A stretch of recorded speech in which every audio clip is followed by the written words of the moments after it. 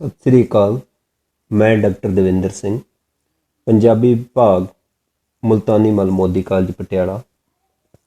ਪਿਆਰੇ ਵਿਦਿਆਰਥੀਓ, ਅੱਜ ਆਪਾਂ ਗੱਲ ਕਰਾਂਗੇ ਦਲੀਪ ਕੌਰ ਟਿਵਾਣਾ ਦੇ ਨਾਵਲ ਇਹੋ ਹਮਾਰਾ ਜੀਵਨਾ ਬਾਰੇ। ਡਾਕਟਰ ਦਲੀਪ ਕੌਰ ਟਿਵਾਣਾ ਦਾ ਜਨਮ 4 ਮਈ 1935 ਨੂੰ ਪਿੰਡ ਰੱਬੋਂ, ਜ਼ਿਲ੍ਹਾ ਲੁਧਿਆਣਾ ਵਿਖੇ ਹੋਇਆ। ਭਾਵੇਂ ਕਿ ਸਰਕਾਰੀ ਕਾਗਜ਼ਾਂ ਵਿੱਚ ਉਹਨਾਂ ਦੀ ਜਨਮ ਮਿਤੀ ਦਾ ਸਨ 1932 ਹੈ। ਦਲੀਪ ਕੌਰ ਟਿਵਾਣਾ ਨੇ ਆਪਣੀ ਪ੍ਰਾਇਮਰੀ ਤੋਂ MA ਤੱਕ ਦੀ ਪੜ੍ਹਾਈ ਪਟਿਆਲਾ ਵਿੱਚ ਹੀ ਕੀਤੀ, ਕਿਉਂਕਿ ਉਹਨਾਂ ਦੀ ਭੂਆ ਜੀ ਤੇ ਫੁੱਫੜ ਜੀ ਦੇ ਕੋਈ ਔਲਾਦ ਨਹੀਂ ਸੀ। ਇਸ ਕਰਕੇ ਉਹਨਾਂ ਨੇ ਉਹਨਾਂ ਨੂੰ ਗੋਦ ਲੈ ਲਿਆ ਸੀ ਤੇ ਬਚਪਨ ਤੋਂ ਹੀ ਉਹਨਾਂ ਦਾ ਵਧੇਰੇ ਸਮਾਂ ਪਟਿਆਲਾ ਦੇ ਵਿੱਚ ਹੀ ਬੀਤਿਆ। ਡਾਕਟਰ ਟਿਵਾਣਾ ਨੇ ਆਪਣੀ PhD degree Punjab university Chandigarh ਤੋਂ ਪੰਜਾਬੀ ਨਿੱਕੀ ਕਹਾਣੀ ਦੇ ਝੁਕਾਅ ਅਤੇ ਵਿਸ਼ੇਸ਼ਤਾਵਾਂ ਵਿਸ਼ੇ 'ਤੇ ਕੀਤੀ। ਆਪਣੀ ਜ਼ਿੰਦਗੀ ਦਾ ਵਧੇਰੇ ਸਮਾਂ ਉਹਨਾਂ ਪੰਜਾਬੀ ਯੂਨੀਵਰਸਿਟੀ ਵਿਖੇ ਪੜ੍ਹਾਇਆ, ਜਿੱਥੇ ਉਹਨਾਂ ਬਤੌਰ ਮੁਖੀ ਪੰਜਾਬੀ ਵਿਭਾਗ ਕਈ ਸਾਲ ਕਾਰਜ ਕੀਤਾ। 31 ਜਨਵਰੀ 2020 ਨੂੰ ਉਹ ਸਦਾ ਲਈ ਇਸ ਫਾਨੀ ਸੰਸਾਰ ਨੂੰ ਅਲਵਿਦਾ ਕਹਿ ਗਏ। ਪੰਜਾਬੀ ਸਾਹਿਤਕ ਖੇਤਰ ਵਿੱਚ ਗਲਪਕਾਰਾ ਦਲੀਪ ਕੌਰ ਟਿਵਾਣਾ ਦਾ ਵਿਸ਼ੇਸ਼ ਮੁਕਾਮ ਹੈ। ਉਸਨੇ ਨਾਵਲ ਵਿਧਾ ਤੋਂ ਇਲਾਵਾ ਕਹਾਣੀ ਅਤੇ ਹੋਰਨਾਂ ਵਿਧਾਵਾਂ ਵਿੱਚ ਵੀ ਹੱਥ ਅਜ਼ਮਾਇਆ, ਪਰ ਉਸਨੂੰ ਨਾਵਲ ਦੇ ਖੇਤਰ ਵਿੱਚ ਜ਼ਿਆਦਾ ਪ੍ਰਵਾਨਿਆ ਗਿਆ। ਦਲੀਪ ਕੌਰ ਟਿਵਾਣਾ ਨੇ ਜ਼ਿਆਦਾਤਰ ਛੋਟੇ ਆਕਾਰ ਦੇ ਨਾਵਲ ਰਚੇ, ਪਰ ਕਥਾ ਕਹੋ ਉਰਵਸ਼ੀ ਉਹਨਾਂ ਦਾ ਵੱਡਕਾਰੀ ਨਾਵਲ ਹੈ। ਦਲੀਪ ਕੌਰ ਟਿਵਾਣਾ ਨੇ ਲਗਭਗ 3 ਦਰਜਨ ਦੇ ਕਰੀਬ ਨਾਵਲ ਰਚੇ ਹਨ। ਅਗਨੀ ਪ੍ਰੀਖਿਆ, ਇਹੋ ਹਮਾਰਾ ਜੀਵਣਾ, ਤੀਲੀ ਦਾ ਨਿਸ਼ਾਨ, ਦੂਸਰੀ ਸੀਤਾ, ਹਸਤਾਖਰ, ਪੈੜ ਚਾਲ, ਲੰਘੇ ਦਰਿਆ, ਕਥਾ ਕੁਕ ਨਸਦੀ ਅਤੇ ਕਥਾ ਕਹੋ ਉਰਵਸ਼ੀ ਉਹਨਾਂ ਦੇ ਪ੍ਰਸਿੱਧ ਨਾਵਲ ਹਨ। ਉਹਨਾਂ ਦੇ ਕੁਝ ਨਾਵਲਾਂ ਉੱਤੇ ਫਿਲਮਾਂ ਜਾਂ TV ਸੀਰੀਅਲ ਵੀ ਬਣੇ ਹਨ, ਜਿਵੇਂ ਕਿ ਇਹੋ ਹਮਾਰਾ ਜੀਵਨਾ ਨਾਵਲ ਦੇ ਉੱਤੇ ਜਲੰਧਰ ਦੂਰਦਰਸ਼ਨ ਵੱਲੋਂ ਇੱਕ TV ਸੀਰੀਅਲ ਬਣਾਇਆ ਗਿਆ। ਉਹਨਾਂ ਦੀਆਂ ਕੁਝ ਕਹਾਣੀਆਂ ਉੱਤੇ ਵੀ ਟੈਲੀਫਿਲਮਾਂ ਬਣੀਆਂ ਹਨ। ਉਹਨਾਂ ਦੇ ਨਾਵਲ ਰਿਣ ਪਿੱਤਰਾਂ ਦੇ ਉੱਪਰ ਬਾਬਲ ਦਾ ਵਿਹੜਾ ਨਾਂ ਦੀ ਪੰਜਾਬੀ ਫੀਚਰ ਫਿਲਮ ਵੀ ਬਣੀ ਹੈ। ਨਾਵਲ ਤੋਂ ਇਲਾਵਾ ਉਹਨਾਂ ਨੇ ਲਗਭਗ 6 ਕਹਾਣੀ ਸੰਗ੍ਰਹਿ, 5 ਭਾਗਾਂ ਵਿੱਚ ਆਪਣੀ ਸਵੈ ਜੀਵਨੀ, ਨੰਗੇ ਪੈਰਾਂ ਦਾ ਸਫ਼ਰ, ਪੂਛਤੇ ਹੋ ਤੋ ਸੁਣੋ, ਸਿਖਰ ਦੁਪਹਿਰੇ, ਆਪਣੀ ਛਾਵੇਂ, ਤੁਰਦਿਆਂ ਤੁਰਦਿਆਂ ਨਾ ਹੇਠ ਲਿਖੀ ਹੈ। ਇਸ ਤੋਂ ਇਲਾਵਾ ਬੱਚਿਆਂ ਲਈ ਤੇ ਕਿਤਾਬਾਂ ਵੀ ਉਹਨਾਂ ਨੇ ਲਿਖੀਆਂ ਹਨ। ਜਿਉਣ ਜੋਗੇ ਨਾਂ ਦਾ ਇੱਕ ਰੇਖਾ ਚਿੱਤਰ ਸੰਗ੍ਰਹਿ ਵੀ ਉਹਨਾਂ ਲਿਖਿਆ। ਇਸ ਤੋਂ ਇਲਾਵਾ ਉਹਨਾਂ ਨੇ ਪੰਜਾਬੀ ਆਲੋਚਨਾ ਅਤੇ ਸੰਪਾਦਨਾ ਦੇ ਖੇਤਰ ਵਿੱਚ ਬਹੁਤ ਕਾਰਜ ਕੀਤਾ ਹੈ। ਦਲੀਪ ਕੌਰ ਟਿਵਾਣਾ ਨੇ 1967 ਵਿੱਚ ਨਾਵਲ ਸਿਰਜਣਾ ਦਾ ਅਮਲ ਸ਼ੁਰੂ ਕੀਤਾ ਸੀ, ਪਰ ਇਸ ਗੱਲ ਨੇ ਪਾਠਕਾਂ ਨੂੰ ਬਹੁਤ ਹੈਰਾਨ ਕੀਤਾ ਕਿ 1971 ਵਿੱਚ ਉਹਨਾਂ ਦੇ ਦੂਜੇ ਨਾਵਲ ਇਹੋ ਹਮਾਰਾ ਜੀਵਨਾ ਨੂੰ ਭਾਰਤੀ ਸਾਹਿਤ ਅਕਾਦਮੀ ਦਾ ਕੌਮੀ ਪੁਰਸਕਾਰ ਮਿਲ ਗਿਆ ਸੀ। ਇਹ ਉਹਨਾਂ ਦੀ ਪ੍ਰਤਿਭਾ ਦਾ ਹੀ ਕਮਾਲ ਹੈ ਕਿ ਉਹਨਾਂ ਨੇ ਵਿਚਾਰ ਅਧੀਨ ਇਸ ਛੋਟੇ ਜਿਹੇ ਨਾਵਲ ਵਿੱਚ ਸਮਕਾਲ ਵਿਚਲੇ ਸਮਾਜ ਸੱਭਿਆਚਾਰਕ ਵਰਤਾਰਿਆਂ ਨੂੰ ਬੜੀ ਬਖੂਬੀ ਨਾਲ ਪੇਸ਼ ਕੀਤਾ। ਇਸ ਨਾਵਲ ਵਿੱਚ ਪੰਜਾਬ ਦੀ ਆਰਥਿਕ, ਸੱਭਿਆਚਾਰਕ, ਸਮਾਜਿਕ ਸੰਰਚਨਾ ਦਾ ਵਰਣਨ ਬੜੇ ਹੀ ਯਥਾਰਥਕ ਤੇ ਜੀਵੰਤ ਢੰਗ ਨਾਲ ਕੀਤਾ ਗਿਆ ਹੈ। ਸਾਹਿਤਕ ਖੇਤਰ ਵਿਚਲਾ ਸਰਸਵਤੀ ਪੁਰਸਕਾਰ ਵੀ ਟਿਵਾਣਾ ਨੂੰ ਉਹਨਾਂ ਦੇ ਨਾਵਲ ਕਥਾ ਕਹੋ ਉਰਵਸ਼ੀ ਤੇ ਮਿਲ ਚੁੱਕਾ ਹੈ। ਸਾਹਿਤ ਦੇ ਖੇਤਰ ਦੇ 2 ਵੱਡੇ ਨਾਮ, ਭਾਰਤੀ ਸਾਹਿਤ ਅਕਾਦਮੀ ਦਾ ਅਵਾਰਡ ਉਹਨਾਂ ਨੂੰ ਉਹਨਾਂ ਦੇ ਨਾਵਲ ਇਹੋ ਹਮਾਰਾ ਜੀਵਨਾ ਉੱਪਰ ਮਿਲਿਆ ਤੇ ਸਰਸਵਤੀ ਪੁਰਸਕਾਰ ਉਹਨਾਂ ਨੂੰ ਕਥਾ ਕਹੋ ਉਰਵਸ਼ੀ ਨਾਵਲ ਦੇ ਉੱਪਰ ਮਿਲਿਆ। ਇਸ ਤੋਂ ਇਲਾਵਾ ਭਾਰਤ ਸਰਕਾਰ ਨੇ ਉਹਨਾਂ ਨੂੰ ਪਦਮ ਸ਼੍ਰੀ ਦੇ ਨਾਲ ਵੀ ਸਨਮਾਨਿਤ ਕੀਤਾ ਹੈ। ਅੱਜ ਜਿਸ ਨਾਵਲ ਬਾਰੇ ਅਸੀਂ ਵਿਚਾਰ ਚਰਚਾ ਕਰਨੀ ਹੈ ਉਹ ਹੈ ਇਹੋ ਹਮਾਰਾ ਜੀਵਣਾ। ਇਹੋ ਹਮਾਰਾ ਜੀਵਣਾ ਦਾ ਵਿਸ਼ਲੇਸ਼ਣ ਕਰਦਿਆਂ ਅਸੀਂ ਆਪਣੀ ਗੱਲ ਨਾਵਲ ਦੇ ਸਿਰਲੇਖ ਤੋਂ ਸ਼ੁਰੂ ਕਰਾਂਗੇ। ਕਿਸੇ ਵੀ ਨਾਵਲ ਦਾ ਸਿਰਲੇਖ ਬਹੁਤ ਅਹਿਮੀਅਤ ਰੱਖਦਾ ਤੇ ਨਾਵਲ ਦੇ ਸਰੂਪ ਨੂੰ ਚਿੰਨ੍ਹਿਤ ਕਰਦਾ। ਨਾਵਲ ਦੇ ਸਰੂਪ ਨੂੰ ਚਿੰਨ੍ਹਿਤ ਕਰਦਾ ਹੋਣਾ ਚਾਹੀਦਾ ਤੇ ਇਹ ਨਾਵਲ ਵੀ ਇਸ ਤਰ੍ਹਾਂ ਹੀ ਆਪਣੇ ਸਿਰਲੇਖ ਨਾਲ ਪੂਰੀ ਤਰ੍ਹਾਂ ਇਨਸਾਫ ਕਰਦਾ। ਨਾਵਲ ਦੀ ਕਹਾਣੀ ਦੇ ਵਿੱਚੋਂ ਨਾਵਲ ਦਾ ਸਿਰਲੇਖ ਚਿੰਨ੍ਹਿਤ ਹੁੰਦਾ ਤੇ ਨਾਵਲ ਦੇ ਸਿਰਲੇਖ ਦੇ ਵਿੱਚੋਂ ਨਾਵਲ ਦੀ ਕਹਾਣੀ ਚਿੰਨ੍ਹਿਤ ਹੁੰਦੀ ਹੈ। ਟਿਵਾਣਾ ਨੇ ਆਪਣੇ ਇਸ ਨਾਵਲ ਦਾ ਸਿਰਲੇਖ ਅਧਿਆਤਮਕ ਰੰਗਤ ਵਾਲਾ ਲਿਆ ਹੈ, ਪਰ ਇਹ ਦਮਤ ਜਾਂ ਦੱਬੇ ਵਰਗ ਦੀ ਦੁੱਖਾਂ ਭਰੀ ਹਾਲਤ ਨੂੰ ਪੂਰੀ ਤਰ੍ਹਾਂ ਬਿਆਨ ਕਰਦਾ ਹੈ। ਇਸ ਨਾਵਲ ਦਾ ਇਹ ਸਿਰਲੇਖ ਬਾਬਾ ਫਰੀਦ ਜੀ ਦੇ ਇੱਕ ਸ਼ਲੋਕ ਤੇ ਆਧਾਰਿਤ ਹੈ। ਫਰੀਦਾ ਚਿੰਤ ਖਟੋਲਾ ਵਾਣ ਦੁੱਖ, ਬਿਰਹੋ ਵਿਛਾਵਣ ਲੇਖ, ਇਹੋ ਹਮਾਰਾ ਜੀਵਣਾ ਤੂੰ ਸਾਹਿਬ ਸੱਚੇ ਵੇਖ। ਇਸ ਸ਼ਲੋਕ ਦੇ ਜੇਕਰ ਸਰਲ ਅਰਥ ਦੇਖੇ ਜਾਣ ਤਾਂ ਬਾਬਾ ਫਰੀਦ ਜੀ ਨੇ ਜੀਵ ਆਤਮਾ ਦੀ ਵਿਯੋਗਮਈ ਅਤੇ ਤਰਸਯੋਗ ਹਾਲਤ ਨੂੰ ਬਿਆਨ ਕੀਤਾ ਹੈ। ਇਸ ਸ਼ਲੋਕ ਵਿੱਚ ਪ੍ਰਭੂ ਤੋਂ ਵਿਛੜੀ ਜੀਵ ਆਤਮਾ ਦੀ ਹਾਲਤ ਤੇ ਨਜ਼ਰਸਾਨੀ ਦੀ ਪਰਮਾਤਮਾ ਤੋਂ ਮੰਗ ਕੀਤੀ ਗਈ ਹੈ। ਮਨ ਨੂੰ ਮੰਜੇ ਨਾਲ ਤੁਲਨਾ ਦਿੰਦਿਆਂ ਦੁੱਖਾਂ ਦਾ ਵਾਣ ਅਤੇ ਬਿਰਹਾਂ ਨੂੰ ਚਾਦਰ ਨਾਲ ਤੁਲਨਾਇਆ ਗਿਆ ਹੈ।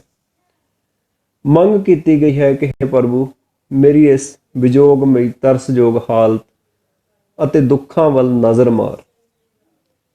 ਇਸ ਸ਼ਲੋਕ ਦੀ ਦੂਸਰੀ ਸਤਰ ਤੇ ਆਧਾਰਿਤ ਇਹ ਸਿਰਲੇਖ ਇਸ ਨਾਵਲ ਦੇ ਸਰੂਪ ਤੇ ਪੂਰੀ ਤਰ੍ਹਾਂ ਢੁਕਦਾ ਹੈ, ਕਿਉਂਕਿ ਇਸ ਤਰ੍ਹਾਂ ਦੀ ਹੀ ਵਿਵਸਥਾ ਸਮੁੱਚੇ ਨਾਵਲ ਵਿੱਚ ਛਾਈ ਹੋਈ ਹੈ। ਬਾਬਾ ਫਰੀਦ ਜੀ ਦੇ ਸ਼ਲੋਕ ਵਿੱਚ ਜਿੱਥੇ ਜੀਵ ਆਤਮਾ ਦੀ ਦੁਖਦਾਈ ਜਾਂ ਤਰਸਯੋਗ ਹਾਲਤ ਵੱਲ ਇਸ਼ਾਰਾ ਹੈ, ਉੱਥੇ ਇਸ ਨਾਵਲ ਦੇ ਵਿੱਚ ਸਮੁੱਚੀ ਔਰਤ ਜਗਤ ਜਾਂ ਪੰਜਾਬੀ ਔਰਤ ਦੇ ਦੁੱਖਾਂ ਦੀ ਬਾਤ ਪਾਈ ਗਈ ਹੈ, ਜਿਸ ਨੂੰ ਇਸ ਸਮਾਜ ਸੱਭਿਆਚਾਰਕ ਦੀਆਂ ਅਖੌਤੀ ਰਵਾਇਤਾਂ ਕਦਰਾਂ ਇਸ ਤਰ੍ਹਾਂ ਨਪੀੜਦੀਆਂ ਹਨ ਕਿ ਉਸ ਦੀ ਜ਼ਿੰਦਗੀ ਇੱਕ ਦੁੱਖਾਂ ਦਾ ਘਰ ਬਣ ਕੇ ਰਹਿ ਜਾਂਦੀ ਹੈ। ਇਹ ਨਾਵਲ ਨਾਰੀਵਾਦੀ ਸਰੋਕਾਰਾਂ ਨਾਲ ਜੁੜਿਆ ਹੋਇਆ ਹੈ। ਟਿਵਾਣਾ ਨੇ ਬਹੁਤੇ ਨਾਵਲਾਂ ਅੰਦਰ ਇਸਤਰੀ ਨਾਲ ਸੰਬੰਧਿਤ ਸਮੱਸਿਆਵਾਂ ਨੂੰ ਇਸਤਰੀ ਦੇ ਦ੍ਰਿਸ਼ਟੀਕੋਣ ਤੋਂ ਪ੍ਰਗਟਾਇਆ ਗਿਆ ਹੈ। ਉਹ ਆਪਣੇ ਨਾਵਲਾਂ ਵਿੱਚ ਇਸਤਰੀ ਨੂੰ ਵਧੇਰੇ ਹਮਦਰਦੀ ਨਾਲ ਚਿੱਤਰਦੀ ਹੈ। ਪੰਜਾਬੀ ਸਾਹਿਤ, ਪੰਜਾਬੀ ਸਮਾਜ ਸੱਭਿਆਚਾਰ ਦੇ ਸੰਦਰਭ ਵਿੱਚ ਔਰਤ ਦੇ ਦੁੱਖ ਦਰਦਾਂ ਨੂੰ ਸਮਝਣ ਤੇ ਮਹਿਸੂਸ ਕਰਕੇ ਲਿਖਣ ਵਾਲੀ ਔਰਤ ਵਜੋਂ ਦਲੀਪ ਕੌਰ ਟਿਵਾਣਾ ਨੂੰ ਜਾਣਿਆ ਜਾਂਦਾ ਹੈ। ਇਸ ਨਾਵਲ ਵਿੱਚ ਉਸਨੇ ਦਿਹਾਤੀ ਖੇਤਰ ਵਿੱਚ ਵਿਚਰਦੀ ਪੰਜਾਬੀ ਔਰਤ ਦੇ ਸਰੂਪ ਅਤੇ ਉਸ ਦੀਆਂ ਸਮੱਸਿਆਵਾਂ ਨੂੰ ਚਿਤਰਿਆ ਹੈ। ਇਹ ਔਰਤ ਸਨਾਤਨੀ ਪਿਤਰੀ ਸਮਾਜ ਦਾ ਦੁਖਾਂਤ ਭੋਗਦੀ ਦਿਖਾਈ ਗਈ ਹੈ। ਨਾਵਲ ਦੀ ਨਾਇਕਾ ਭਾਨੋ ਪੰਜਾਬ ਦੇ ਪੇਂਡੂ ਖੇਤਰ ਵਿੱਚ ਵਿਚਰਦੀਆਂ ਤਮਾਮ ਔਰਤਾਂ ਦੀ ਪ੍ਰਤੀਕ ਬਣ ਕੇ ਪੇਸ਼ ਹੁੰਦੀ ਹੈ, ਜਦੋਂ ਆਰਥਿਕ ਤੌਰ ਤੇ ਅਸਮਰੱਥ ਹੋਣ ਕਰਕੇ ਦੁੱਖ ਭੋਗ ਰਹੀਆਂ ਹਨ। ਵਿਸ਼ਵ ਪੱਧਰ ਤੇ ਚੱਲੀਆਂ ਨਾਰੀ ਮੁਕਤੀ ਲਹਿਰਾਂ ਨੇ ਪੰਜਾਬੀ ਸਾਹਿਤ ਨੂੰ ਵੀ ਪ੍ਰਭਾਵਿਤ ਕੀਤਾ ਹੈ। ਵੱਖ-ਵੱਖ ਨਾਰੀਵਾਦੀ ਮਾਡਲਾਂ ਅਨੁਸਾਰ ਨਾਰੀ ਮੁਕਤੀ ਦੇ ਵੱਖ-ਵੱਖ ਸੰਕਲਪ ਉੱਭਰ ਕੇ ਸਾਹਮਣੇ ਆਏ ਹਨ। ਪ੍ਰਸਿੱਧ ਫਰਾਂਸੀਸੀ ਚਿੰਤਕ ਸਿਮੋਨ ਡੀ ਬੋਵੀਅਰ ਦਾ ਵਿਚਾਰ ਹੈ ਕਿ ਔਰਤ ਪੈਦਾ ਨਹੀਂ ਹੁੰਦੀ, ਸਗੋਂ ਬਾਅਦ ਵਿੱਚ ਬਣਦੀ ਹੈ ਜਾਂ ਬਣਾਈ ਜਾਂਦੀ ਹੈ। ਇਹ ਵਿਚਾਰ ਦੱਸਦਾ ਹੈ ਕਿ ਕਿਵੇਂ ਪੁਰਖ ਪ੍ਰਧਾਨ ਸੱਭਿਆਚਾਰ ਔਰਤ ਨੂੰ ਆਪਣੇ ਅਨੁਸਾਰ ਢਾਲ ਲੈਂਦਾ ਹੈ, ਉਸ ਦੀ ਮਾਨਸਿਕਤਾ ਨੂੰ ਆਪਣੇ ਅਨੁਸਾਰ ਹੀ ਘੜ ਲੈਂਦਾ ਹੈ। ਇਸ ਨਾਵਲ ਵਿੱਚ ਭਾਨੋ ਦੇ ਕਿਰਦਾਰ ਰਾਹੀਂ ਔਰਤ ਦੇ ਇਸ ਵਿਵਹਾਰ ਅਤੇ ਸਮਾਜ ਦੇ ਉਸ ਉੱਪਰ ਗਲਬੇ ਨੂੰ ਪੇਸ਼ ਕੀਤਾ ਗਿਆ। ਵਿਸ਼ਵ ਪੱਧਰ ਤੇ ਨਾਰੀਵਾਦੀ ਚਿੰਤਨ ਦੇ ਤਿੰਨ ਪ੍ਰਮੁੱਖ ਮਾਡਲ ਉੱਭਰਦੇ ਹਨ। ਲੋਕ ਰਾਜੀ ਉਦਾਰਵਾਦੀ ਮਾਡਲ, ਦੂਸਰਾ ਅਮਰੀਕੀ ਉਗਰਵਾਦੀ ਮਾਡਲ ਤੇ ਤੀਸਰਾ ਹੈ ਸਮਾਜਵਾਦੀ ਨਾਰੀਵਾਦੀ ਮਾਡਲ। ਪਹਿਲੇ ਮਾਡਲ ਅਨੁਸਾਰ ਇਸਤਰੀ ਮਰਦ ਆਪਸੀ ਸਹਿਯੋਗ ਵਿੱਚ ਵਿਚਰਨ ਅਤੇ ਘਰੇਲੂ ਕੰਮਾਂ ਵਿੱਚ ਇੱਕ ਦੂਜੇ ਦਾ ਸਾਥ ਦੇਣ। ਇਸਤਰੀ ਨੂੰ ਵਾਰਡ ਚੁਣਨ ਦਾ ਅਧਿਕਾਰ ਅਤੇ ਕਿੱਤਾ ਜਾਂ ਕੈਰੀਅਰ ਦਾ ਅਧਿਕਾਰ ਦੇਣ ਦੀ ਮੰਗ ਕਰਦਾ ਹੈ। ਮੈਰੀ ਗਾਰਡੀਅਨ ਅਤੇ ਜੇ.ਐਮ. ਮਿਲ ਦੀਆਂ ਲਿਖਤਾਂ ਇਸ ਨਾਵਲ ਦਾ ਇਸ ਮਾਡਲ ਦਾ ਆਧਾਰ ਬਣੀਆਂ। ਦੂਜਾ ਮਾਡਲ ਮਾਰਕਸਵਾਦੀ ਨਾਰੀਵਾਦੀ ਮਾਡਲ ਦੇ ਵਿਰੋਧ ਵਿੱਚ ਹੋਂਦ ਵਿੱਚ ਆਇਆ, ਜਿਸ ਦਾ ਮੁੱਖ ਮਨੋਰਥ ਪੁਰਸ਼ ਪ੍ਰਧਾਨ ਸੱਭਿਆਚਾਰ ਦਾ ਉਗੜ ਢੰਗ ਨਾਲ ਵਿਰੋਧ ਕਰਨਾ ਸੀ। ਇਸ ਲਹਿਰ ਵਿੱਚ ਸ਼ਾਮਲ ਇਸਤਰੀਆਂ ਨੇ ਪਿਤਰੀ ਸਮਾਜ, ਵਿਆਹ ਅਤੇ ਪਰਿਵਾਰ ਦੀਆਂ ਸੰਸਥਾਵਾਂ ਨੂੰ ਨਕਾਰਿਆ ਅਤੇ ਲਿੰਗ ਕ੍ਰਾਂਤੀ ਦੀ ਗੱਲ ਕੀਤੀ। ਤੀਜੇ ਮਾਡਲ ਸਮਾਜਵਾਦੀ ਮਾਡਲ ਵਿੱਚ ਔਰਤ ਨੂੰ ਆਰਥਿਕ ਬਰਾਬਰੀ ਦੇ ਕੇ ਉਸ ਨੂੰ ਪੁਰਸ਼ ਦੇ ਬਰਾਬਰ ਅਧਿਕਾਰ ਦੇਣ ਦੀ ਮੰਗ ਕਰਦਾ ਹੈ। ਆਰਥਿਕ ਗੁਲਾਮੀ ਨੂੰ ਹੀ ਔਰਤ ਦੇ ਸੰਤਾਪ ਦਾ ਸਭ ਤੋਂ ਵੱਡਾ ਕਾਰਨ ਮੰਨਿਆ ਗਿਆ। ਭਾਵੇਂ ਕਿ ਦਲੀਪ ਕੌਰ ਟਿਵਾਣਾ ਦੇ ਨਾਵਲਾਂ ਵਿੱਚ ਇਹਨਾਂ ਮਾਡਲਾਂ ਵਿੱਚੋਂ ਕਿਸੇ ਨੂੰ ਵੀ ਸਿੱਧੇ ਤੌਰ ਤੇ ਨਹੀਂ ਅਪਣਾਇਆ ਗਿਆ, ਭਾਵੇਂ ਦਲੀਪ ਕੌਰ ਟਿਵਾਣਾ ਦੀਆਂ ਨਾਇਕਾਵਾਂ ਜਾਂ ਔਰਤ ਪਾਤਰਾਂ ਉੱਪਰ ਇਸ ਤਰ੍ਹਾਂ ਦੇ ਇਲਜ਼ਾਮ ਵੀ ਲੱਗਦੇ ਹਨ ਕਿ ਉਹ ਵਿਦਰੋਹੀ ਨਹੀਂ ਹਨ, ਪਰ ਉਹਨਾਂ ਦੀਆਂ ਨਾਇਕਾਵਾਂ ਦੀ ਖੂਬਸੂਰਤੀ ਇਹ ਹੈ ਕਿ ਭਾਵੇਂ ਉਹ ਵਿਦਰੋਹ ਨਹੀਂ ਕਰਦੀਆਂ, ਪਰ ਉਹ ਸਮਝੌਤਾ ਵੀ ਨਹੀਂ ਕਰਦੀਆਂ। ਇਸ ਵਿਦਰੋਹ ਤੇ ਸਮਝੌਤੇ ਦੇ ਵਿਚਕਾਰ ਜੋ ਯਥਾਰਥ ਦੀ ਜ਼ਮੀਨ ਹੈ, ਉਸ ਦੇ ਉੱਪਰ ਦਲੀਪ ਕੌਰ ਟਿਵਾਣਾ ਦੀਆਂ ਨਾਇਕਾਵਾਂ ਆਪਣੇ ਸਮਾਜ ਸੱਭਿਆਚਾਰਕ ਸੰਦਰਭਾਂ ਵਿੱਚ ਵਿਚਰਦੀਆਂ ਦਿਖਾਈ ਦਿੰਦੀਆਂ ਹਨ। ਨਾਵਲ ਅੰਦਰ ਬਹੁਤ ਸਾਰੀਆਂ ਘਟਨਾਵਾਂ ਅਜਿਹੀਆਂ ਵਾਪਰਦੀਆਂ ਦੇਖੀਆਂ ਜਾ ਸਕਦੀਆਂ ਹਨ, ਜਿਨ੍ਹਾਂ ਵਿੱਚ ਨਾਵਲ ਦੀ ਨਾਇਕਾ ਭਾਨੋ ਨੂੰ ਵੱਖ-ਵੱਖ ਸਮਾਜ ਸੱਭਿਆਚਾਰਕ ਪਰਿਸਥਿਤੀਆਂ ਅਨੁਸਾਰ ਢਲਦਿਆਂ ਦਿਖਾਇਆ ਗਿਆ। ਇਹ ਪਰਿਸਥਿਤੀਆਂ ਹੀ ਉਸ ਉੱਤੇ ਅਸਰਅੰਦਾਜ਼ ਹੋ ਕੇ ਉਸ ਦੇ ਵਿਵਹਾਰ ਨੂੰ ਨਿਰਧਾਰਿਤ ਕਰਦੀਆਂ ਹਨ। ਇਸ ਤਰ੍ਹਾਂ ਉਹ ਬਚਪਨ ਵਿੱਚ ਮਾਂ ਦੇ ਮਰਨ ਤੋਂ ਲੈ ਕੇ ਅੰਤ ਵਿੱਚ ਨਰੈਣ ਅਮਲੀ ਦਾ ਘਰ ਛੱਡ ਕੇ ਜਾਣ ਤੱਕ ਉਸ ਦੇ ਸਮਾਜਿਕ ਵਿਵਹਾਰ ਨੂੰ ਦੇਖਿਆ ਜਾ ਸਕਦਾ ਹੈ। ਸ਼ੁਰੂਆਤ ਵਿੱਚ ਉਹ ਨਰੈਣ ਅਮਲੀ ਦੇ ਘਰ ਉਸ ਦਾ ਸਮਾਜਿਕ ਮਰਜ਼ਾਦਾ ਅਨੁਸਾਰ ਵਿਆਹ ਕੇ ਲਿਆਂਦੀ ਔਰਤ ਵਰਗਾ ਵਰਤੋਂ ਵਿਹਾਰ, ਪਿੰਡ ਦੀਆਂ ਬਾਕੀ ਔਰਤਾਂ ਨਾਲ ਹਮਦਰਦੀ ਭਰਿਆ ਵਿਵਹਾਰ, ਨਰੈਣ ਨਾਲ ਕੀਤਾ ਗਿਆ ਵਿਵਹਾਰ ਅਤੇ ਨਰੈਣ ਦੀ ਦੂਜੀ ਪਤਨੀ ਭਾਗਵੰਤੀ, ਜਾਗਰ ਅਤੇ ਗੁਰਦੁਆਰੇ ਦੇ ਗ੍ਰੰਥੀ ਨਾਲ ਕੀਤਾ ਸੱਭਿਅਕ ਵਿਵਹਾਰ ਵੀ ਸ਼ਾਮਲ ਹੈ। ਇਹਨਾਂ ਸਾਰੀਆਂ ਪਰਿਸਥਿਤੀਆਂ ਵਿੱਚ ਭਾਨੋ ਦਾ ਕਿਰਦਾਰ ਹੋਰ ਨਿਖਰ ਕੇ ਸਾਹਮਣੇ ਆਉਂਦਾ ਹੈ, ਪਰ ਇਹ ਘਟਨਾਵਾਂ ਉਸ ਦੀ ਬੇਵਸੀ ਅਤੇ ਸਮਾਜਿਕ ਅਨੁਕੂਲਨ ਹੋ ਜਾਣ ਦੀਆਂ ਸੂਚਕ ਵੀ ਹਨ, ਕਿਉਂਕਿ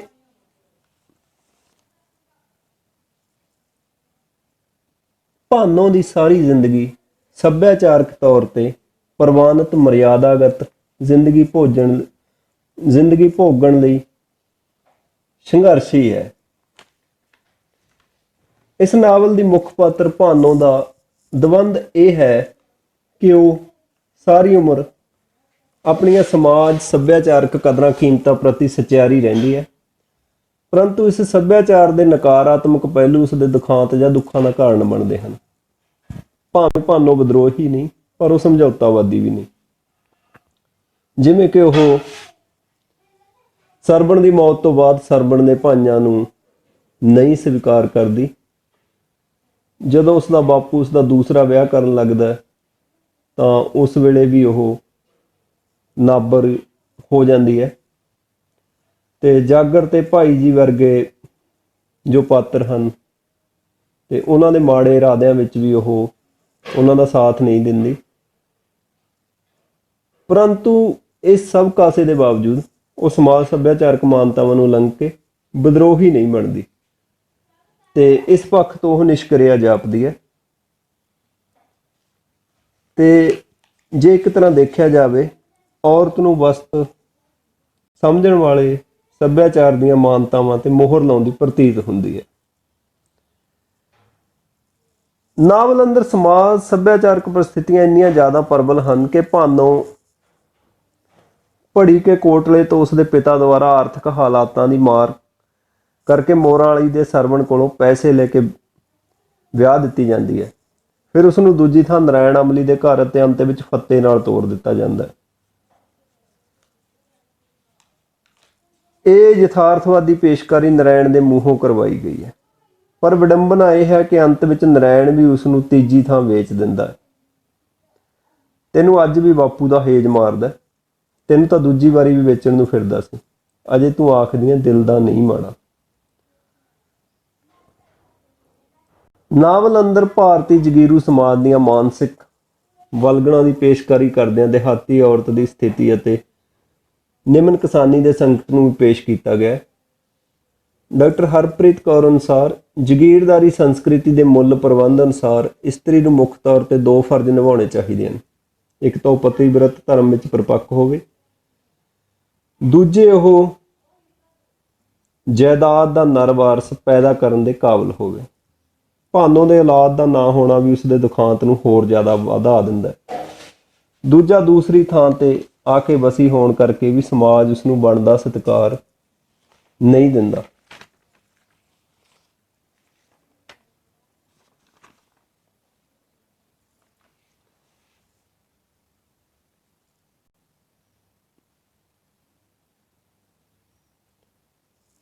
ਨਾਵਲ ਵਿਚਲੇ ਬਾਕੀ ਕਿਰਦਾਰ ਜਿਵੇਂ ਭਾਨੋ ਦਾ ਪਿਤਾ, ਸਰਵਣ ਅਤੇ ਨਰਾਇਣ ਸਭ ਨਿਮਨ ਕਿਸਾਨੀ ਨਾਲ ਸੰਬੰਧਿਤ ਪਾਤਰ ਹਨ।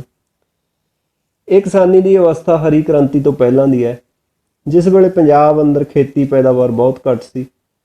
ਸਿੰਜਾਈ ਦੇ ਸਾਧਨ ਨਾ ਮਾਤਰ ਅਤੇ ਖੇਤੀ ਕੁਦਰਤ 'ਤੇ ਨਿਰਭਰ ਸੀ। ਭਾਨੋ ਦਾ ਪਤੀ ਸਰਵਣ ਵੀ ਨਿਮਨ ਕਿਸਾਨੀ ਵਰਗ ਨਾਲ ਸੰਬੰਧਿਤ ਹੈ, ਜਿਸ ਦੇ ਪਰਿਵਾਰ ਨੇ ਭਾਨੋ ਦੇ ਪਿਤਾ ਨੂੰ ਪੈਸੇ ਦੇ ਕੇ ਸਰਵਣ ਨੂੰ ਵਿਆਹ ਲਿਆ। ਪਿਤਾ ਦੁਆਰਾ ਭਾਨੋ ਦੇ ਪੈਸੇ ਵਟਣ ਅਤੇ ਨਰਾਇਣ ਦੁਆਰਾ ਉਸ ਨੂੰ ਤੀਜੀ ਥਾਂ ਵੇਚਣ ਆਦਿ ਪ੍ਰਕਾਰਜ ਉਸ ਸਮੇਂ ਦੀਆਂ ਆਰਥਿਕ ਸਮਾਜਿਕ ਸਥਿਤੀਆਂ ਦੀ ਪੇਸ਼ਕਾਰੀ ਕਰਦੇ ਹਨ। ਅਸੀਂ ਗੱਲ ਕਰ ਰਹੇ ਸੀ ਸਮਾਜ ਸੱਭਿਆਚਾਰਕ ਵਲਗਣਾਂ ਜਾਂ ਰੋਕਾਂ ਦੀ, ਜਿਨ੍ਹਾਂ ਵਿੱਚ ਇੱਕ ਪੇਂਡੂ ਪੰਜਾਬੀ ਔਰਤ ਘਿਰੀ ਦਿਖਾਈ ਦਿੰਦੀ ਹੈ, ਜੋ ਕਿ ਭਾਨੋ ਦੇ ਰੂਪ ਵਿੱਚ ਨਾਵਲ ਦੇ ਵਿੱਚ ਹਮੇਸ਼ਾ ਸਾਨੂੰ ਦਿਖਾਈ ਦੇ ਰਹੀ ਹੈ। ਭਾਨੋ ਉਸ ਔਰਤ ਦਾ ਪ੍ਰਤੀਕ ਹੀ ਹੈ ਜੋ ਕਿ ਸਮਾਜ ਸੱਭਿਆਚਾਰਕ ਵਲਗਣਾਂ ਵਿੱਚ ਘਿਰੀ ਹੋਈ ਹੈ। ਭਾਨੋ ਸਾਰੀ ਜ਼ਿੰਦਗੀ ਸੱਭਿਆਚਾਰਕ ਤੌਰ ਤੇ ਪ੍ਰਵਾਨਿਤ ਮਰਿਆਦਾਗਤ ਜ਼ਿੰਦਗੀ ਭੋਗਣ ਲਈ ਸੰਘਰਸ਼ ਕਰਦੀ ਹੈ, ਪਰੰਤੂ ਇਸ ਦੇ ਉਲਟ ਸੱਭਿਆਚਾਰਕ ਮਾਣ ਮਰਿਆਦਾ ਉਸ ਦਾ ਵਿਰੋਧ ਕਰਦੀ ਹੈ, ਕਿਉਂਕਿ ਭਾਨੋ ਸੱਭਿਆਚਾਰਕ ਮਾਨਤਾਵਾਂ ਨੂੰ ਉਲੰਘ ਕੇ ਆਈ ਹੋਈ ਔਰਤ ਹੈ।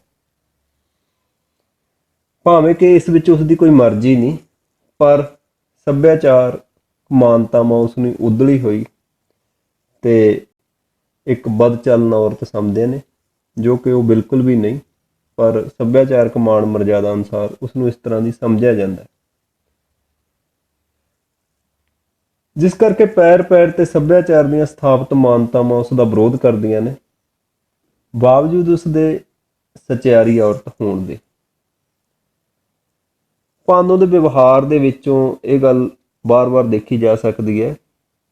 ਜਾਗਰ ਅਤੇ ਗ੍ਰੰਥੀ ਨਾਲ ਵਿਰੋਧਮਈ ਸਥਿਤੀਆਂ ਵਿੱਚ ਵੀ ਕੀਤਾ ਸੱਭਿਅਕ ਵਿਵਹਾਰ, ਉਸ ਦਾ ਲੋਕ ਲਾਜ ਦੇ ਡਰੋਂ ਕੀਤਾ ਲੋਕ ਸਮੂਹ ਅਵਚੇਤਨੀ ਵਿਵਹਾਰ ਹੈ, ਕਿਉਂਕਿ ਜਿਸ ਨੂੰ ਲੋਕ ਸਮੂਹ ਅਵਚੇਤਨ ਮਾਨਤਾ ਦਿੰਦਾ ਹੈ, ਭਾਵੇਂ ਕਿ ਇਹ ਵਿਵਹਾਰ ਉਹਦੇ ਵਿਰੁੱਧ ਹੀ ਭੁਗਤਦਾ, ਪਰ ਉਹ ਅਜਿਹਾ ਵਿਵਹਾਰ ਕਰਦੀ ਹੈ। ਨਰਾਇਣ ਦੇ ਘਰ ਆ ਕੇ ਉਹ ਪਿੰਡ ਦੇ ਲੋਕਾਂ ਨਾਲ, ਖਾਸ ਕਰ ਗੁਆਂਢਣਾਂ ਨਾਲ ਬਹੁਤ ਹੀ ਹਲੀਮੀ ਅਤੇ ਨਿਮਰਤਾ ਭਰਿਆ ਵਿਵਹਾਰ ਕਰਦੀ ਦਿਖਾਈ ਦਿੰਦੀ ਹੈ। ਭਾਨੋ ਇਹ ਸਾਬਤ ਕਰਨ ਦੇ ਆਖਰ ਵਿੱਚ ਲੱਗੀ ਰਹਿੰਦੀ ਹੈ ਕਿ ਉਹ ਮੁੱਲ ਦੀ ਤੀਵੀਂ ਨਹੀਂ, ਸਗੋਂ ਖਾਨਦਾਨ ਦੀ ਧੀ ਹੈ। ਡਾਕਟਰ ਬ੍ਰਹਮ ਜਗਦੀਸ਼ ਸਿੰਘ ਅਨੁਸਾਰ ਭਾਨੋ ਆਪਣੀ ਇਸ ਹੋਂਦਵਾਦੀ ਸਥਿਤੀ ਨੂੰ ਪ੍ਰਵਾਨ ਕਰਨ ਲਈ ਤਿਆਰ ਨਹੀਂ।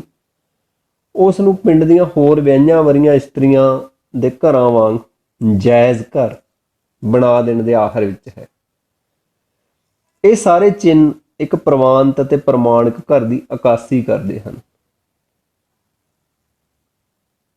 ਨਾਵਲ ਅੰਦਰ ਭਾਰਤੀ ਦਰਸ਼ਨ ਅਤੇ ਸਨਾਤਨੀ ਭਾਰਤੀ ਧਾਰਮਿਕ ਦ੍ਰਿਸ਼ਟੀਆਂ ਵੀ ਸਾਹਮਣੇ ਆਉਂਦੀਆਂ ਹਨ। ਭਾਨੋ ਦਾ ਗੰਗਾ ਜਾ ਕੇ ਆਤਮਘਾਤ ਕਰਨ ਦਾ ਯਤਨ, ਪੁਨਰ ਜਨਮ ਦੀ ਵਿਆਖਿਆ ਜਾਂ ਵਿਖਿਆਨ, ਕਰਮ ਦਾ ਫਲਸਫਾ, ਉਸ ਦੀ ਰਜਾ ਵਿੱਚ ਰਹਿਣ ਦੀ ਗੱਲ ਆਦਿ ਭਾਰਤੀ ਦਰਸ਼ਨ ਵਿਚਲੀਆਂ ਪਰੰਪਰਕ ਦ੍ਰਿਸ਼ਟੀਆਂ ਨੂੰ ਵੀ ਪੇਸ਼ ਕਰਦੇ ਹਨ। ਇਸ ਪੱਖ ਤੋਂ ਲੇਖਕਾਂ ਨੇ ਕੁਝ ਵੀ ਰੂਪਾਂਤਰਿਤ ਕਰਕੇ ਪੇਸ਼ ਨਹੀਂ ਕੀਤਾ ਜਾਂ ਬਦਲ ਕੇ ਪੇਸ਼ ਨਹੀਂ ਕੀਤਾ, ਬਲਕਿ ਪ੍ਰਵਾਹਿਤ ਵਿਚਾਰਾਂ ਨੂੰ ਹੀ ਪ੍ਰਵਾਹਮਾਨ ਰੱਖਿਆ ਹੈ। ਕੁਝ ਉਦਾਹਰਨਾਂ ਦੇਖੀਆਂ ਜਾ ਸਕਦੀਆਂ ਹਨ ਇਸ ਸੰਬੰਧ ਵਿੱਚ। ਅੱਗੇ ਕੀ ਬੈਠਾ ਹੈ, ਉਹ ਤੈਨੂੰ ਉਡੀਕਦਾ ਹੋਊ, ਉਦੋਂ ਨੂੰ ਖਬਰ ਹੈ ਕਿਹੜੀ ਜੂਨ ਤੱਕ ਲੈ ਚੁੱਕਿਆ ਹੋਊ। ਦੂਸਰੀ ਉਦਾਹਰਨ ਹੈ, ਚੁੱਪ ਕਰ ਵੇ, ਬਾਹਲਾ ਨਾ ਭੌਂਕ, ਰੱਬ ਤੋਂ 7 ਵੇਲੇ ਡਰੀਏ, ਉਸਦੇ ਰੰਗਾਂ ਦਾ ਕੀ ਪਤਾ ਹੁੰਦਾ। ਪੰਨਾ 17 ਦੇ ਉੱਤੇ ਇਹ ਸ਼ਬਦ ਆਉਂਦੇ ਆ ਅਤੇ ਪੰਨਾ 18 ਤੇ ਅਸੀਂ ਲੋਕਾਂ ਦੇ ਜੂਠੇ ਭਾਂਡੇ ਐਵੇਂ ਲੋਕਾਂ ਦੇ ਜੂਠੇ ਭਾਂਡੇ ਮਾਂਜੀ ਜਾਊ, ਜੁੱਤੀਆਂ ਝਾੜੂ ਅਖੇ ਸੇਬ ਹੈ। ਬਾਕੀ ਭਾਨੋ ਬੰਦੇ ਦੇ ਕੁਛ ਅਖਤਿਆਰ ਨਹੀਂ ਹੁੰਦਾ, ਜਿੱਥੇ ਦਾ ਅੰਜਲ ਚੁਗਣਾ ਹਰ ਹਿੱਲੇ ਚੁਗਣਾ। ਗੰਗਾ ਮਾਈ ਦੀ ਦਿੱਤੀ ਰਾਮ ਗਊ, ਸ਼ਰਧਾਵਾਨ ਆਦਿ ਵਾਕੰਸ਼ ਇਸ ਪ੍ਰਚਲਿਤ ਦ੍ਰਿਸ਼ਟੀ ਦੀ ਪੇਸ਼ਕਾਰੀ ਕਰਦੇ ਹਨ। ਗਲਪਕਾਰ ਦਾ ਫਰਜ਼ ਹੁੰਦਾ ਹੈ ਕਿ ਉਹ ਸਥਾਪਿਤ ਦ੍ਰਿਸ਼ਟੀਆਂ ਨੂੰ ਵਿਸਥਾਪਿਤ ਕਰੇ, ਪਰ ਨਾਵਲਕਾਰ ਨੇ ਅਜਿਹਾ ਨਹੀਂ ਕੀਤਾ। ਉਹਨਾਂ ਨੇ ਉਸ ਨੂੰ ਉਸ ਰੂਪ ਦੇ ਵਿੱਚ ਹੀ ਨਾਵਲ ਦੇ ਵਿੱਚ ਪੇਸ਼ ਕੀਤਾ। ਇਸ ਤੋਂ ਅਸੀਂ ਇਸ ਨਤੀਜੇ ਤੇ ਪਹੁੰਚਦੇ ਹਾਂ ਕਿ ਨਾਵਲਕਾਰ ਅਜਿਹੇ ਫਲਸਫੇ ਵਿੱਚ ਵਿਸ਼ਵਾਸ ਰੱਖਦੀ ਹੈ ਜਾਂ ਉਸਦੀ ਅਜਿਹੇ ਫਲਸਫੇ ਵਿੱਚ ਆਸਥਾ ਹੈ। ਨਾਵਲ ਦਾ ਇੱਕ ਪੱਖ ਇਹ ਵੀ ਹੈ ਕਿ ਸੰਸਥਾਈ ਧਰਮ ਦੀਆਂ ਬੁਰਾਈਆਂ ਤੇ ਕਿੰਤੂ ਕਰਦਾ, ਜਿਸ ਦੇ ਪ੍ਰਤੀਨਿਧੀ ਗ੍ਰੰਥੀ ਜੇ ਪਾਤਰ ਹਨ। ਇਹ ਸੰਸਥਾਈ ਧਰਮ ਭਾਨੋ ਜਿਹੇ ਭੋਲੇ ਭਾਲੇ ਮਾਸੂਮ ਲੋਕਾਂ ਦੀ ਲੁੱਟ ਤੇ ਆਧਾਰਿਤ ਹੈ। ਇਹ ਲੁੱਟ ਆਰਥਿਕ, ਜਿਸਮਾਨੀ ਅਤੇ ਮਾਨਸਿਕ ਵੀ ਹੈ। ਗ੍ਰੰਥੀ ਦੁਆਰਾ ਭਾਨੋ ਨਾਲ ਕੀਤੀ ਬਦਸਲੂਕੀ ਸੰਸਥਾਈ ਧਰਮ ਵਿੱਚ ਫੈਲੀ ਨੈਤਿਕਤਾ ਨੂੰ ਪ੍ਰਤੀਕਾਤਮਕ ਢੰਗ ਨਾਲ ਬਿਆਨ ਕਰਦੀ ਹੈ। ਇਸ ਨੂੰ ਪ੍ਰਕਾਰਜ ਅਧੀਨ ਸੰਕੇਤ ਕਰਦੀ ਹੈ ਕਿ ਸਾਡੇ ਲੋਕਾਂ ਦੀ ਧਰਮ ਪ੍ਰਤੀ ਸ਼ਰਧਾ, ਆਸਥਾ ਇਸ ਸਭ ਦੀ ਜ਼ਿੰਮੇਵਾਰ ਹੈ। ਭਾਵੇਂ ਕਿ ਗ੍ਰੰਥੀ ਦਾ ਅਜਿਹਾ ਵਿਵਹਾਰ ਜਾਂ ਕਿਰਦਾਰ ਉਸਦੀ ਸ਼ਖਸੀ ਕਮਜ਼ੋਰੀ ਵਜੋਂ ਵੀ ਦੇਖਿਆ ਜਾ ਸਕਦਾ ਹੈ, ਪਰ ਇਹ ਸਭ ਕੁਝ ਧਰਮ ਦੀ ਆੜ ਦੇ ਵਿੱਚ ਹੁੰਦਾ। ਗੁਰਦੁਆਰਿਓਂ ਕਾਹਲੀ ਨਾਲ ਬਚ ਕੇ ਤੇਜ਼ ਤੁਰੀ ਆਉਂਦੀ ਭਾਨੋ ਦੇ ਪੈਰ ਵਿੱਚ ਵੱਜਾ ਕੰਡਾ ਉਸ ਦੀ ਇਸ ਮਾਨਸਿਕ ਪੀੜ ਨੂੰ ਪ੍ਰਤੀਕਾਤਮਕ ਢੰਗ ਨਾਲ ਪੇਸ਼ ਕਰਦਾ। ਲੇਖਕਾਂ ਨੇ ਇਸ ਘਟਨਾ ਦਾ ਬਹੁਤ ਹੀ ਕਲਾਤਮਕ ਅਤੇ ਪ੍ਰਤੀਕਾਤਮਕ ਚਿੱਤਰਨ ਕੀਤਾ। ਪ੍ਰੋਫੈਸਰ ਬ੍ਰਹਮ ਜਗਦੀਸ਼ ਦੀ ਇਹ ਧਾਰਨਾ ਤਾਂ ਦਰੁਸਤ ਹੈ ਕਿ ਭਾਨੋ ਦੇ ਮਨ ਵਿੱਚ ਸਰਵਣ ਦਾ ਪਿਆਰ ਵਸਿਆ ਹੋਣ ਕਰਕੇ ਉਹ ਨਰੈਣੇ ਜਾਂ ਨਰੈਣ ਲਈ ਪੁੱਤ ਨਹੀਂ ਜੰਮਣਾ ਚਾਹੁੰਦੀ, ਪਰ ਉਹ ਉੱਕਾ ਹੀ ਨਿਰਮੋਹੀ ਵੀ ਨਹੀਂ ਅਤੇ ਨਰੈਣ ਦੀ ਇਹ ਖਾਹਿਸ਼ ਪੂਰੀ ਕਰਨ ਤੋਂ ਪੂਰੀ ਤਰ੍ਹਾਂ ਨਿਰਲੇਪ ਵੀ ਨਹੀਂ ਹੋਈ। ਭਾਨੋ ਦੇ ਮਨ ਵਿੱਚ ਮੋਹ ਮੁੱਢ ਤੋਂ ਹੀ ਇੱਕ ਦੀ ਹੋ ਕੇ ਰਹਿਣ ਦਾ ਜਗੀਰਦਾਰੀ ਮੁੱਲ ਧੁਰ ਤੱਕ ਸਮਾਇਆ ਹੋਇਆ। ਇਸ ਗੱਲ ਨੂੰ ਉਹ ਕਿਸੇ ਵੀ ਕੀਮਤ ਤੇ ਛੱਡਣ ਦੀ ਤਿਆਰ ਨਹੀਂ। ਇਸ ਸਥਿਤੀ ਵਿੱਚ ਉਹ ਆਪਣੀ ਦੇਹ ਨੂੰ ਅਪਵਿੱਤਰ ਨਹੀਂ ਕਰਨਾ ਚਾਹੁੰਦੀ। ਭਾਵੇਂ ਜਾਗਰ ਅਤੇ ਗੁਰਦੁਆਰੇ ਦਾ ਭਾਈ ਉਸ ਨੂੰ ਸੰਤਾਨ ਦਾ ਲਾਲਚ ਦੇ ਕੇ ਆਪਣੀ ਕਾਮ ਭੁੱਖ ਪੂਰੀ ਕਰਨ ਦੀ ਕੋਸ਼ਿਸ਼ ਕਰਦੇ ਹਨ, ਪਰ ਉਹ ਉਹਨਾਂ ਦੇ ਵੱਸ ਵਿੱਚ ਨਹੀਂ ਆਉਂਦੀ। ਇਸ ਤੋਂ ਇੱਕ ਪੱਖ ਹੋਰ ਵੀ ਨਾਵਲ ਦਾ ਸਾਹਮਣੇ ਆਉਂਦਾ ਹੈ ਕਿ ਔਰਤ ਮਾਂ ਬਣ ਕੇ ਹੀ ਸੱਭਿਆਚਾਰ ਵਿੱਚ ਪੂਰਨ ਮਾਨਤਾ ਪ੍ਰਾਪਤ ਕਰ ਸਕਦੀ ਹੈ। ਜਿਵੇਂ ਕਿ ਨਾਵਲ ਦੇ ਕਈ ਕਾਂਡਾਂ ਵਿੱਚ ਇਸ ਨਾਲ ਸੰਬੰਧਿਤ ਹਵਾਲੇ ਨੇ। ਪਹਿਲੇ ਕਾਂਡ ਦੇ ਵਿੱਚ ਸੰਤੀ ਨਰੈਣ ਨੂੰ ਜੜ ਲੱਗਣ ਬਾਰੇ ਆਖਦੀ ਹੈ। ਦੂਜੇ ਕਾਂਡ 'ਚ ਨਰੈਣ ਭਾਨੋ ਨੂੰ ਪੁੱਛਦਾ, ਤੇਰਾ ਦਿਲ ਨਹੀਂ ਕਰਦਾ ਵੀ ਕੋਈ ਜਵਾਕ ਹੋਵੇ। 6ਵੇਂ ਕਾਂਡ 'ਚ ਜਾਗਰ ਭਾਨੋ ਨੂੰ ਰਾਹ 'ਚ ਰੋਕ ਕੇ ਪੁੱਛਦਾ, ਧੀਆਂ ਪੁੱਤ ਨਹੀਂ ਚਾਹੀਦੇ। ਇਸੇ ਤਰ੍ਹਾਂ ਭਾਈ ਜੀ ਵੀ ਉਸਨੂੰ ਪੁੱਛਦਾ ਕਿ ਘਰ ਕੋਈ ਬੱਚਾ ਹੈ ਜਾਂ ਨਹੀਂ।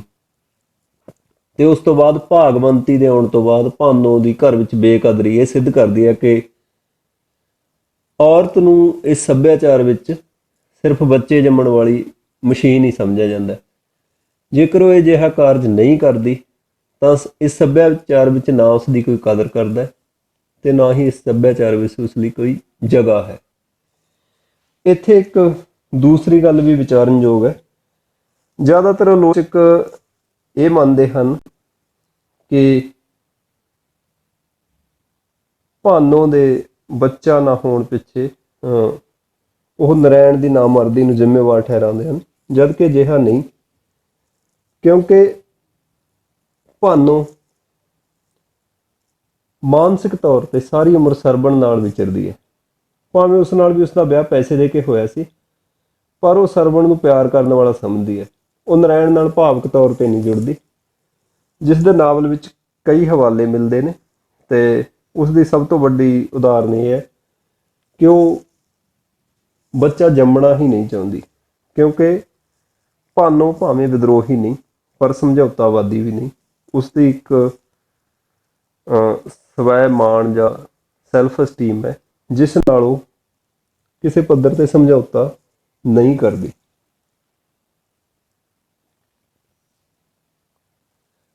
ਨਾਵਲ ਅੰਦਰ ਕਿਰਤੀ ਵਰਗ ਦੀਆਂ ਦਮਿਤ ਖਾਹਿਸ਼ਾਂ ਦਾ ਵਿਖਾਵਾ ਵੀ ਕਈ ਥਾਵਾਂ ਤੇ ਹੋਇਆ। ਇਹ ਖਾਹਿਸ਼ਾਂ ਸਾਰੀ ਉਮਰ ਮਿਹਨਤ ਕਰਨ ਦੇ ਬਾਵਜੂਦ ਵੀ ਅਧੂਰੀਆਂ ਹੀ ਰਹਿੰਦੀਆਂ ਹਨ।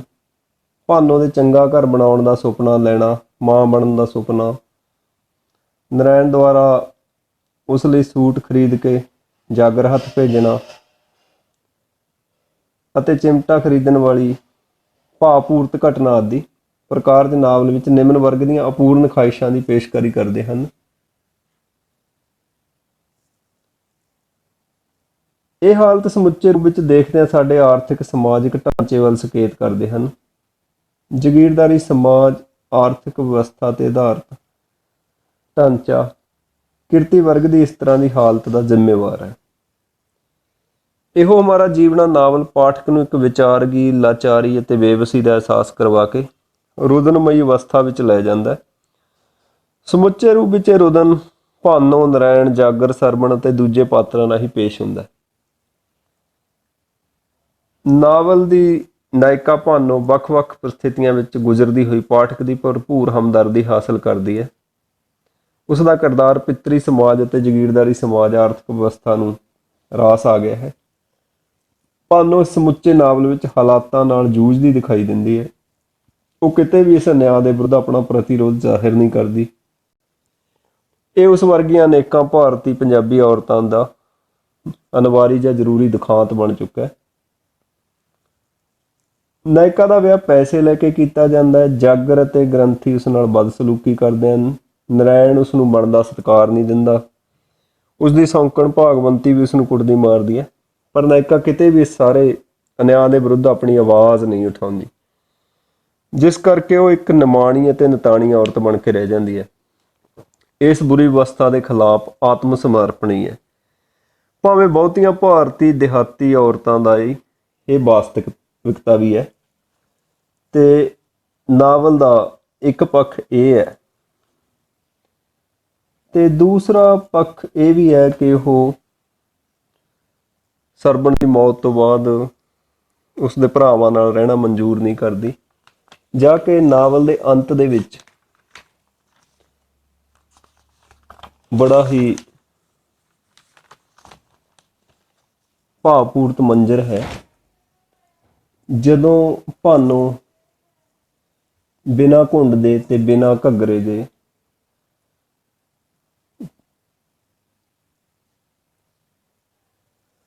ਜੋ ਕਿ ਸਮਾਜਿਕ ਮਰਜ਼ਾਦਾ ਦਾ ਪ੍ਰਤੀਕ ਹੈ, ਆਪਣੇ ਪਿੰਡ ਦੇ ਵਿੱਚ ਦੀ ਲੰਘਦੀ ਹੈ। ਇਹ ਉਸ ਸਾਰੀ ਵਿਵਸਥਾ ਦੇ ਖਿਲਾਫ ਉਸਦਾ ਵਿਦਰੋਹ ਹੈ। ਦਲੀਪ ਕੌਰ ਟਿਵਾਣਾ ਨੇ ਸੰਕੇਤ ਮਾਤਰ ਨਾਵਲ ਵਿੱਚ ਕੁਝ ਪ੍ਰਤੀਰੋਧ ਜ਼ਾਹਰ ਕਰਵਾਇਆ ਹੈ। ਪਹਿਲਾ ਨਾਇਕਾ ਦਾ ਖੂਹ ਤੇ ਨਰੈਣ ਦੀ ਪੱਗ ਭੁੱਲ ਕੇ ਆਉਣਾ, ਜੋ ਪਿਤਰੀ ਸਮਾਜ ਅੰਦਰ ਇੱਜ਼ਤ ਤੇ ਅਣਖ ਦਾ ਪ੍ਰਤੀਕ ਮੰਨੀ ਜਾਂਦੀ ਹੈ। ਇੱਥੇ ਉਸ ਨੂੰ ਜਾਗਰ ਨਾਲ ਗੱਲਾਂ ਕਰਨ ਦਾ ਮੌਕਾ ਮਿਲਣਾ। ਦੂਸਰਾ, ਨਾਵਲ ਦੇ ਅਖੀਰ ਵਿੱਚ ਜਿੱਥੇ ਉਸਨੇ ਸੌਦਾ ਕਰਕੇ ਫੱਤੇ ਨਾਲ ਤੋੜ ਦਿੱਤਾ ਜਾਂਦਾ ਹੈ। ਉਸ ਵੇਲੇ ਉਹ ਪਹਿਲਾਂ ਕਿੱਲੀ ਤੋਂ ਘੱਗਰਾ ਉਤਾਰਦੀ ਹੈ ਤੇ ਫਿਰ ਉਸੇ ਜਗ੍ਹਾ ਤੇ ਟੰਗ ਦਿੰਦੀ ਹੈ। ਇਹ ਘੱਗਰਾ ਪੰਜਾਬੀ ਸੱਭਿਆਚਾਰਕ ਬੰਦਿਸ਼ਾਂ ਦਾ ਪ੍ਰਤੀਕ ਹੈ। ਇਹਨਾਂ ਸੌੜੀਆਂ ਕਦਰਾਂ ਦੇ ਪ੍ਰਤੀਕ ਇਸ ਘੱਗਰੇ ਨੂੰ ਉਹ ਤਿਆਗਦੀ ਹੈ ਤੇ ਘੁੰਡ ਦੀ ਰਸਮ, ਜੋ ਔਰਤ ਨੂੰ ਸਮਾਜਿਕ ਕੰਮਾਂ ਵਿੱਚ ਦਖਲ ਅੰਦਾਜ਼ੀ ਦੀ ਪ੍ਰਤੀਕ ਹੈ, ਨੂੰ ਤਿਆਗ ਕੇ ਸੱਥ ਵਿੱਚੋਂ ਲੰਘਣਾ ਇੱਕ ਸ਼ੁਭ ਸੰਕੇਤ ਬਣ ਜਾਂਦਾ ਹੈ। ਡਾਕਟਰ ਬ੍ਰਹਮ ਜਗਦੀਸ਼ ਸਿੰਘ ਅਨੁਸਾਰ ਇਹੋ ਹਮਾਰਾ ਜੀਵਣਾ ਪੰਜਾਬੀ ਸੱਭਿਆਚਾਰ ਦੇ ਵਿਭਿੰਨ ਪੱਖਾਂ ਅਤੇ ਪਹਿਲੂਆਂ ਨੂੰ ਬੜੇ ਸਹਿਜ ਸੁਭਾਵਿਕ ਢੰਗ ਨਾਲ ਪੇਸ਼ ਕਰਦਾ ਹੈ। ਪੰਜਾਬ ਦੇ ਮਰਦ ਪ੍ਰਧਾਨ ਸਮਾਜ ਵਿੱਚ ਨਾਰੀ ਦੀ ਕਰੁਣਮਈ ਸਥਿਤੀ ਨੂੰ ਇਸ ਵਿੱਚ ਪ੍ਰਮਾਣਿਕ ਅਭਿਵਿਅਕਤੀ ਪ੍ਰਾਪਤ ਹੋਈ ਹੈ। ਧੰਨਵਾਦ।